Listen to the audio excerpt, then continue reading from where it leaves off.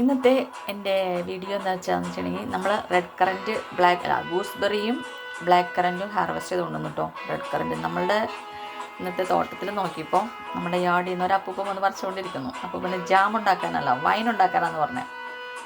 അപ്പോൾ ഞാൻ കുറച്ച് പറിച്ചുകൊണ്ടു. അപ്പൂപ്പൻ ഇപ്പോൾ സ്റ്റില്ലും പറിച്ചുകൊണ്ടിരിക്കുകയാണ്, പിക്ക് ചെയ്തുകൊണ്ടിരിക്കുകയാണ് അവിടെ.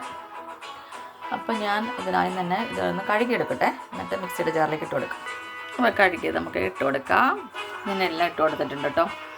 റെഡ് കറൻറ്റ് എന്ന് പറഞ്ഞാൽ ധാരാളം ഓക്സിഡൻറ്റും വിറ്റാമിൻ സിയുടെയും കുറേ വിറ്റാമിൻസിൻ്റെ ഭയങ്കരമായ കലവറയാണ്. ഇൻറ്റേർണൽ ഓർഗൻസിനൊക്കെ ഒത്തിരി നല്ലതാണിത് നമ്മൾ കഴിക്കുന്നത്, ഇതിൽ വൈനും എല്ലാം. അപ്പം സൈപ്പപ്പൂവും പറഞ്ഞതാണ് കേട്ടോ, അല്ലാണ്ട് ഞാൻ ഗൂഗിളിൽ നിന്ന് കുറച്ചൊക്കെ നോക്കിയായിരുന്നു.